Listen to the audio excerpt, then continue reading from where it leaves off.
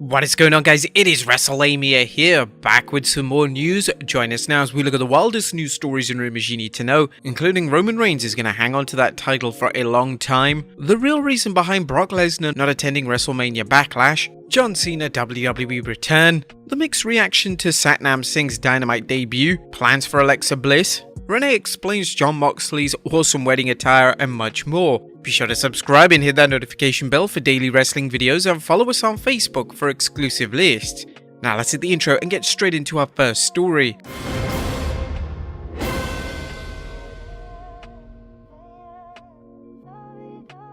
Now, first story looks at whether Roman Reigns is losing the title anytime soon. And now Roman Reigns is the WWE's undisputed world champion. Fans will want to know who will finally defeat Reigns. But now Wrestling News' Paul Davis is forecasting when the tribal chief will lose the title and how it fits into his plans to continue elevating Roman. Over the last couple of months, WWE has been touting that Roman Reigns' title reign as one of the longest in company history, only behind Hogan, San Martino, Pedro Morales, and Bob Backlund. We are told that as of today, there are still no plans for him to lose the title anytime soon. Some in the company have speculated that he will hold the title through next year's WrestleMania, with the hope that The Rock will come back for one final match, and by that point, the company would start pushing Reigns as the greatest of all time. If they're able to book Rock vs Roman, it's unlikely that Reigns will drop the title to the People's Champion, and much more likely that The Rock would put his cousin over. In the meantime, some recent advertisements for upcoming shows suggest Roman's next opponent will be Drew McIntyre. Roman is scheduled to defend his title against Drew in Paris and London, with the speculation the Scottish Warrior will challenge Reigns for the WWE's top prize at Money in the Bank. Next up, the real reason why Brock Lesnar won't be attending a WrestleMania Backlash. The Wrestling Observer newsletter's Dave Meltzer is making a bold accusation against the WWE concerning Lesnar being advertised for WrestleMania Backlash, as Lesnar was initially advertised only for the promotion to take him off promotional material with no reason given for the change. Lesnar's absence from WrestleMania Backlash has fueled speculation about why the WWE advertised the Beast for its next premium event, only to pull him from advertisements. As previously reported, rumors were flying around that Lesnar and possibly Roman Reigns were injured during their WrestleMania match, resulting in Lesnar's absence and possibly Reigns' absence. While Reigns recently competed in a 6-man tag match after Raw, there was still talk that the undisputed champion might be working hurt.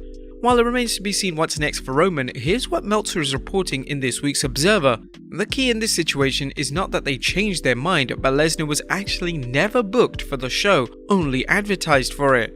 As far as Meltzer's concerned, this is a different type of false advertising than WWE usually does, which would be situations where they change their mind or somebody gets hurt or sick and they know they won't be there, but they keep it from the public and continue to advertise them. This is spreading things into a new realm. Now, if his report is accurate, it's the latest reminder that the WWE has little or no respect for its fans, particularly the ones who buy tickets. With the WWE posting record profits, they may feel that they are bulletproof, but it's still a pathetic practice. What do you guys think about this false advertising? Let us know in the comments down below. Next up, John Cena's expected WWE return.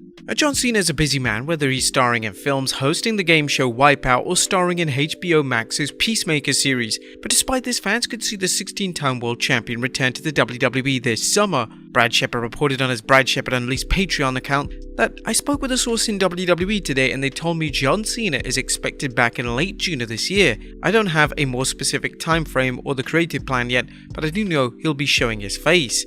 As Cena was last seen on WWE television counting the lights for Roman Reigns at 2021 SummerSlam. Would you guys like to see Cena wrestle again, and if he does, who should he face? Let us know in the comments down below. Next up, the mixed reaction to Satnam Singh's Dynamite debut. A 7'3" basketball player turned wrestler Satnam Singh made his AEW debut on this week's Dynamite, clobbering Samoa Joe after the Samoan Submission Machine defeated Minoru Suzuki for the Ring of Honor television title.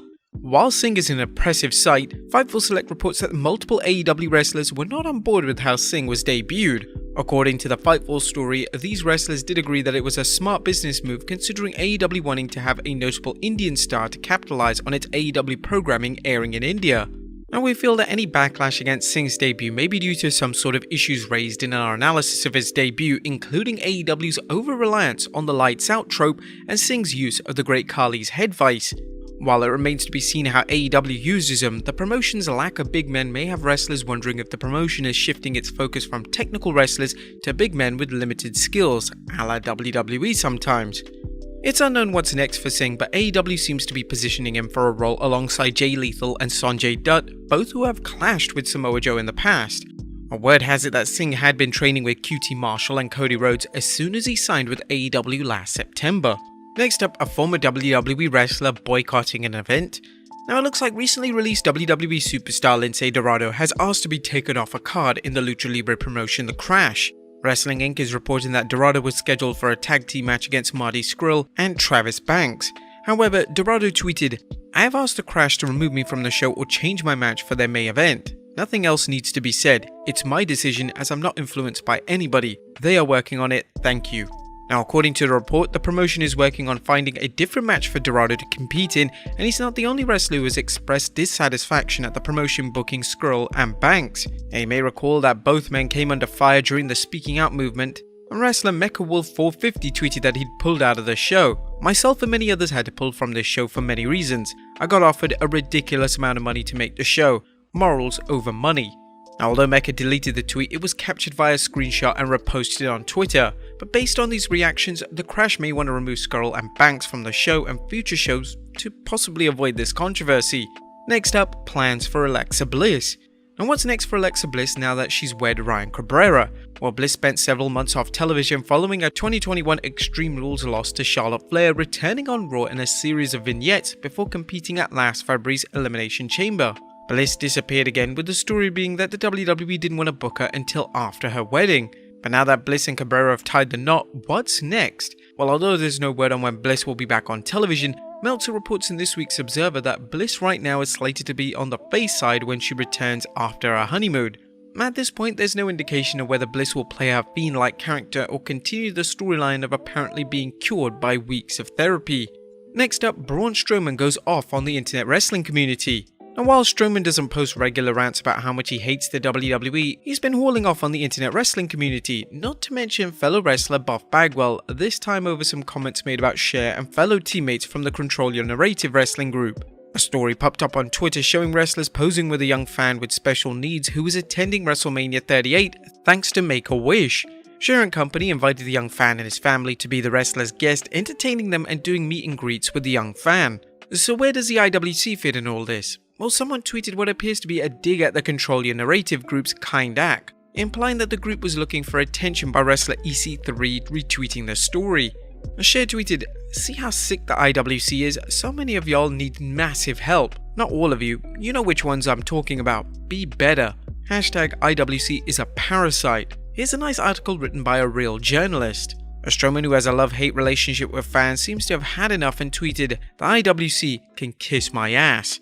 And finally, Renee Young explains Jon Moxley's awesome wedding attire. And last but not least, fans are still talking about Moxley's less than formal attire at the recent wedding of WWE superstars Carmella and Corey Graves. Now, in case you haven't seen the photos, Mox showed up wearing a Cincinnati Bengals shirt, a leather jacket, jeans, wrestling boots, and a fanny pack. Quite the contrast of his many fellow guests. But while most people have written this off as Mox being Mox, the former AEW champion's wife, Renee Paquette, claims there's a good reason for his appearance.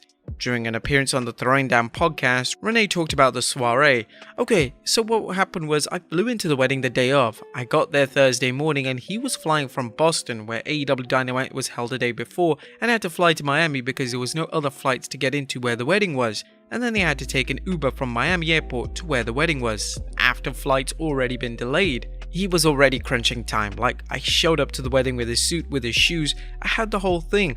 I had to find one of the bartenders. I'm like, can I hang this somewhere until my husband gets here?" And then he's texting me and he's like, "I'm gonna be in there 5 minutes. I was like, "Cool, dude. Well, guess what? The wedding is starting. They're walking down the aisle. It's happening." Well, there you have it, folks. The wildest news stories and rumors you need to know. Be sure to leave your comments down below, and I'll see you next time with some more wrestling content.